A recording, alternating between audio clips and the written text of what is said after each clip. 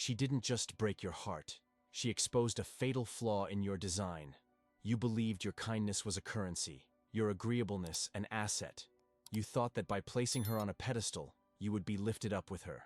Instead, you were left at the bottom, looking up as she walked away with a man who never once asked for her permission to be himself. She didn't reject you. She held up a mirror, and you were horrified by the needy, spineless reflection staring back. You weren't a partner. You were a service provider. An emotional caretaker so desperate for validation that you erased yourself from the equation, and she, in turn, erased you from her life. Remember that night? The air in the car was thick with your desperation. Every word you spoke was a plea, every glance a search for an approval that would never come. You laid out your heart, a trembling, pathetic offering, and she looked at it not with desire, soul-crushing pity. The words, "You're such a great guy, but," were not a rejection, they were a verdict, a final judgment on your strategy of submission. In that moment, you weren't a man she could desire. You were an obligation she was tired of managing. You drove home in a silence so profound it felt like a tomb, each passing streetlight illuminating the ghost of your own self-respect. You were the architect of your own humiliation, and the blueprints were drawn with the ink of your relentless need to be liked. You played a game with no understanding of the rules, and the result was a checkmate you never saw coming. The great pessimistic philosopher Arthur Schopenhauer would have watched your downfall with a grim, knowing nod. He understood the brutal mechanics of the human will. He knew that what we project into the world is what we receive back. You projected a will that was weak, outsourced, and dependent on the validation of another. You sought to find your value in her eyes, and so you became valueless. Schopenhauer wrote that, "A man can be himself only so long as he is alone." In her presence, you were never yourself. You were a carefully constructed character designed to please, a walking concession, and she saw right through the performance. She didn't want the character. She was repulsed by the actor's desperation. The pain you feel now is not the pain of loss. It is the agony of seeing the truth. Your strategy was fundamentally, catastrophically wrong. But what if this agony is not an ending? What if this humiliation is the raw material needed to forge a new kind of power? What if the moment she broke you was the only moment you could truly begin to build yourself? There is a cold, immutable principle that governs all human interaction, a law of perceived value that you have violated your entire life.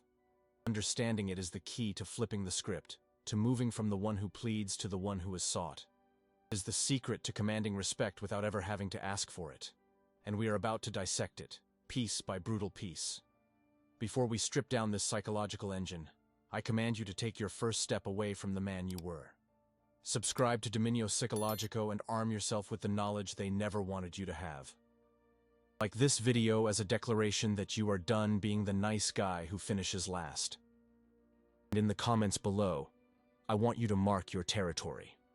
Tell me the city you're watching from, and the one brutal lesson you learned when your kindness was mistaken for weakness.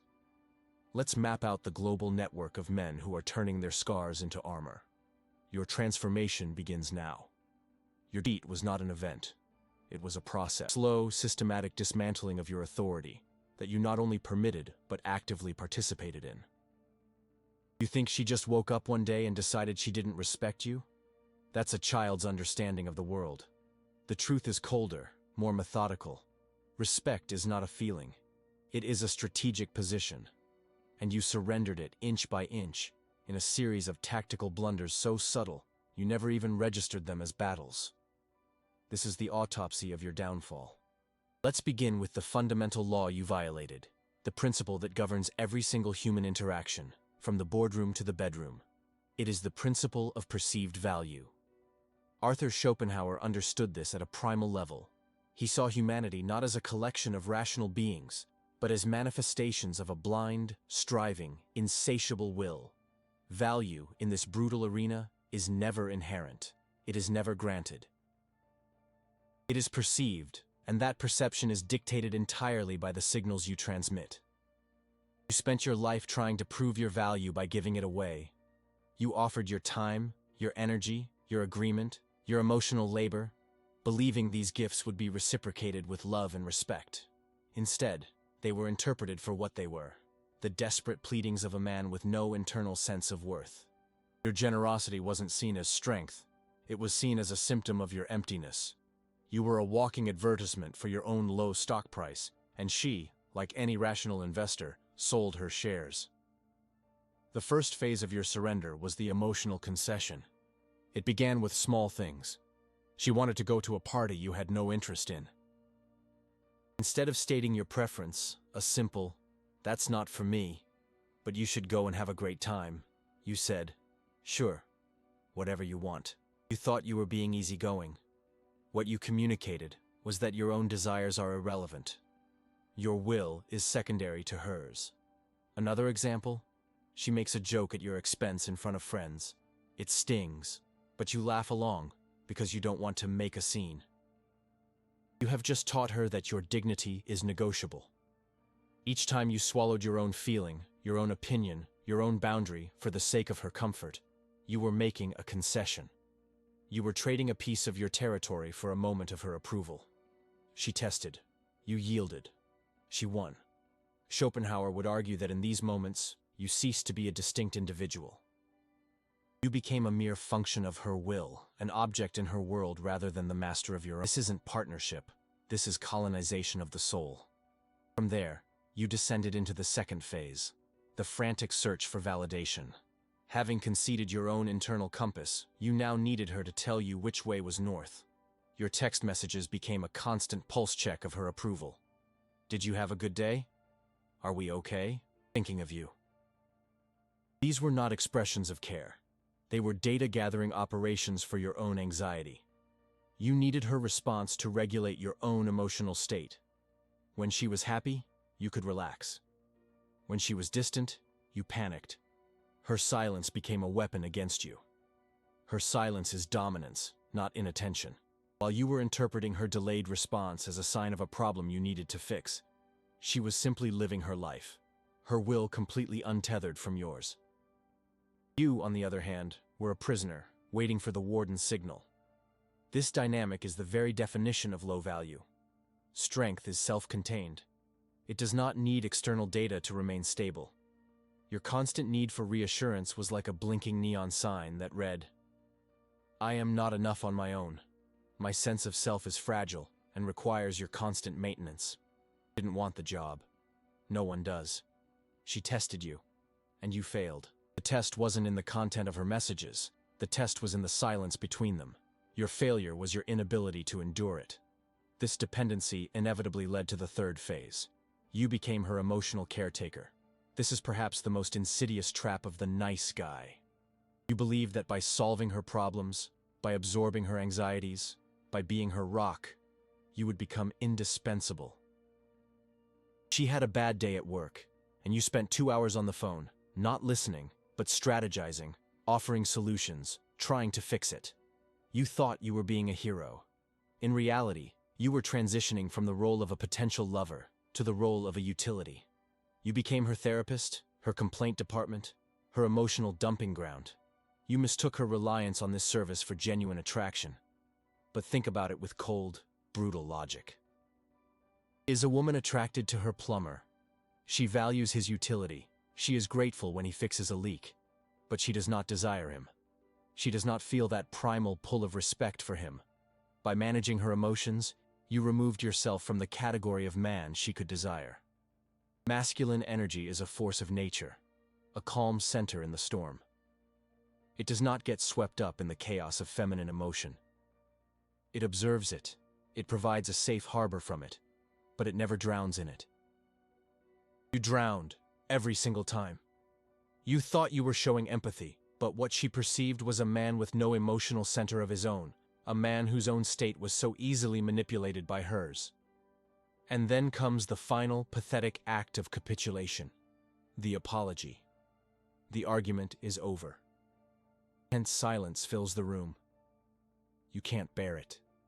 The conflict, the disapproval, it's like a physical poison in your veins. It might have even been her fault, but that no longer matters. Your need for harmony, for a return to the placid state of her approval, overrides any sense of justice or self-respect. So you break.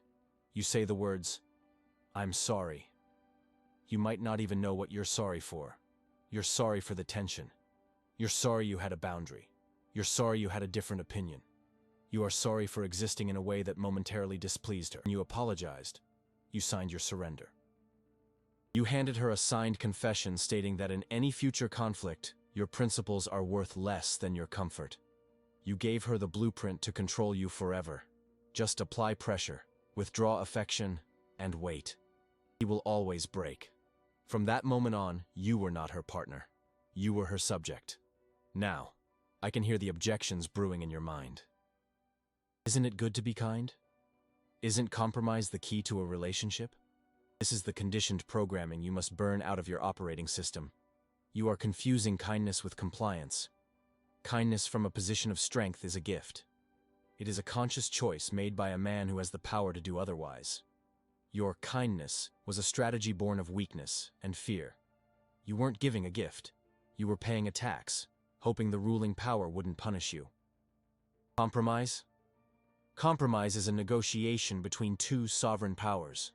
Two people who have their own territory, their own non-negotiables, meet in the middle. You had no territory left.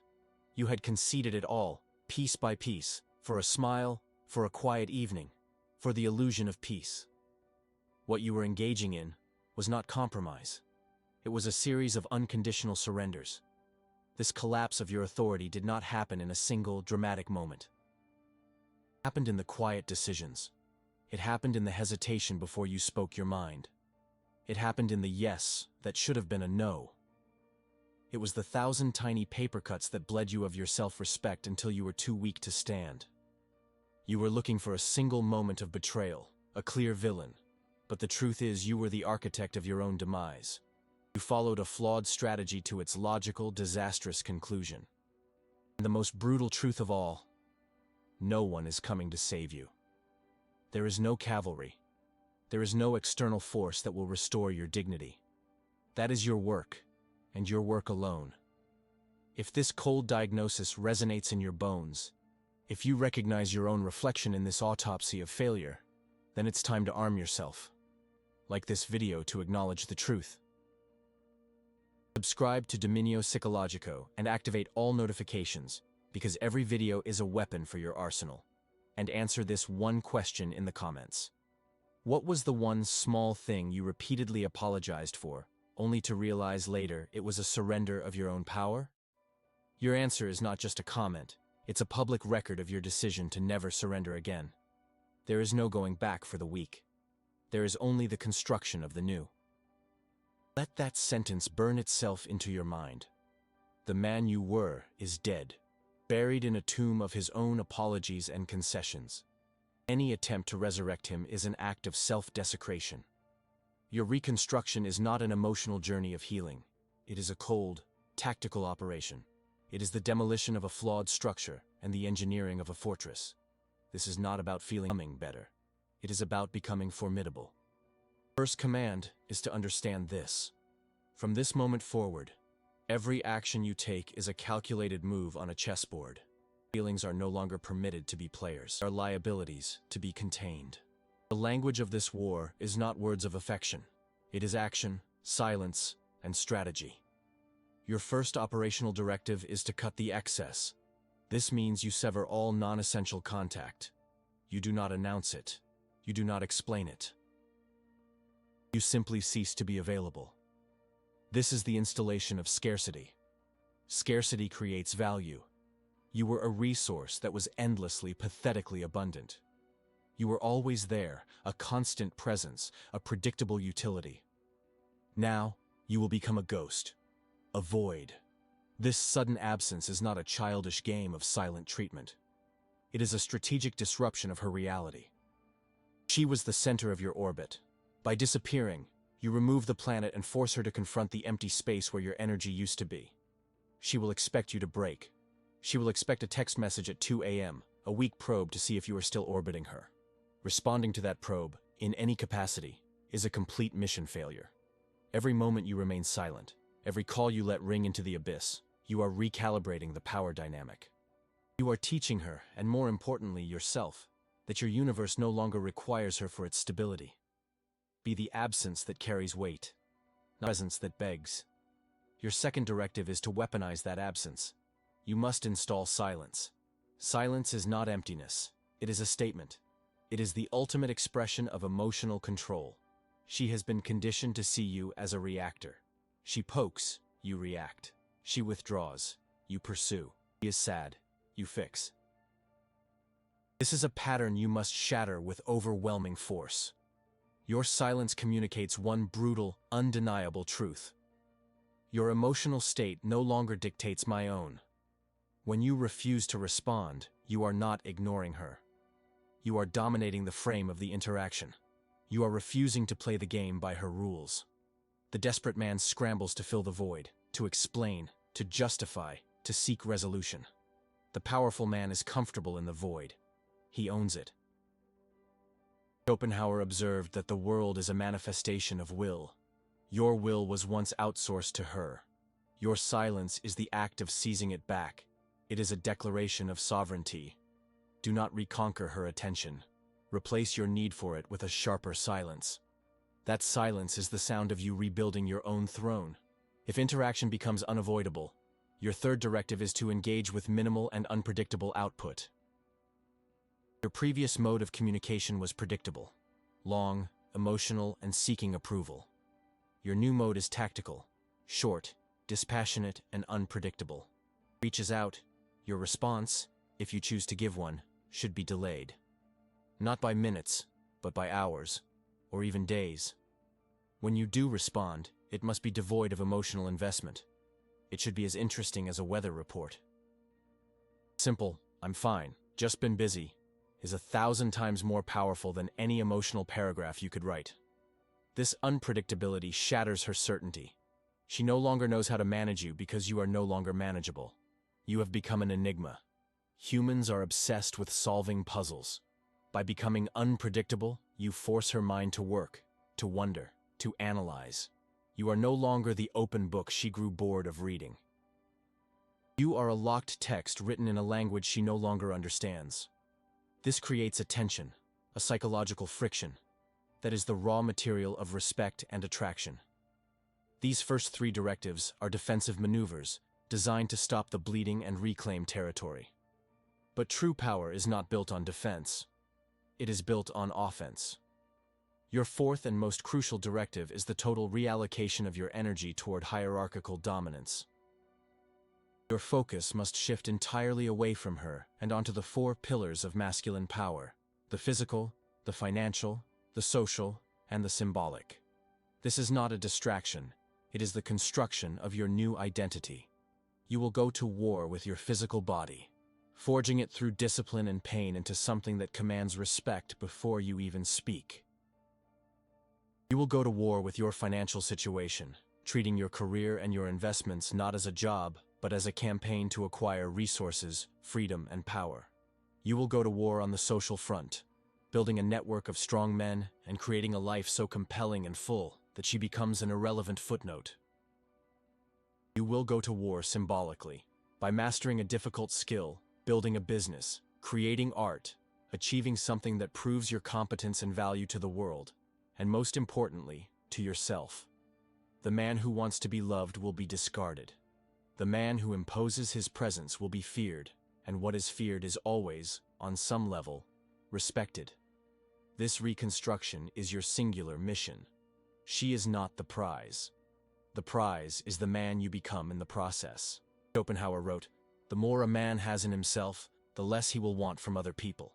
This must become your guiding principle. Your previous self was a beggar, empty, and seeking to be filled by her validation. The new man you are building is a king, whose value is inherent and self-contained. He does not need a queen to validate his kingdom. His kingdom is the proof of his power. This entire process is a systematic plan to have more in yourself. It is a plan to make your own mind, your own body, and your own mission so compelling that the approval of any single person becomes a trivial data point. This is the ultimate reversal of the power dynamic. You move from seeking value to embodying it. And when you embody value, you no longer need to chase. You attract, you assess, you choose. This is the path. It is cold, it is brutal, it is lonely, and it is the only way out. This is not a request, it is a command. Acknowledge your new mission by liking this video. Subscribe to Dominio Psicologico and activate all notifications to ensure your arsenal is always stocked with the latest psychological weaponry. Answer this in the comments below. Of the 4 pillars of power, the physical, the financial, the social, or the symbolic, which one have you neglected the most, and what is the first tactical step you will take, starting tomorrow, to fortify it? This is not a comment. It is your written oath. The war for your self-respect has begun. The war is not over when you win. The war is over when the opponent no longer matters. This is the final principle you must carve into the bedrock of your new reality. You have been operating under the illusion that this journey of reconstruction was about her. You believed the end goal was a moment of confrontation, a final scene where she sees the man you've become and is flooded with a tidal wave of regret. You envisioned a scenario where she reaches out, her words dripping with a newfound respect, and you are faced with the choice to accept or reject her. This is a fantasy, a final pathetic ghost of your old, validation-seeking self. To even entertain this scenario is to prove you have learned nothing. Let's return to that memory, the one that has been the engine of your rage and your motivation. The car, the suffocating silence, the look of pity in her eyes. The old you sees this as the scene of your greatest humiliation. The man you are now must see it for what it was. Diagnostic report. It was a cold, efficient summary of a catastrophic system failure. It was not a tragedy, it was data. The pain you felt was your system's final error message before a total shutdown. You do not seek to overwrite that memory. You do not seek to avenge it. You are to archive it. You will look back on that man in the car, not with shame, but with the detached analysis of an engineer studying a failed prototype. He was weak. He was poorly designed. His operating system was corrupted with the virus of needing to be liked. He was destined for the scrap heap. You are his replacement, upgraded, fortified, and running on an entirely new code. Her return is not the objective. Her regret is not the prize. Why would you desire the validation of someone whose judgment you have now proven to be flawed? She chose a man who was more of a man than you were. Her choice was logical. She is also the same person who was incapable of seeing the potential that lay dormant within you. The same person who was content with the service provider you presented. Her perception is, therefore, an unreliable metric for your new worth. Seek her approval now would be like a titan seeking the approval of an ant. The scale is so vastly different that the interaction becomes meaningless. This brings us to the ultimate expression of your power. The final, irreversible silence. This is not the tactical silence we discussed earlier, the silence of scarcity used to recalibrate a dynamic. This is the silence of a dead star. It is the silence of a finished chapter.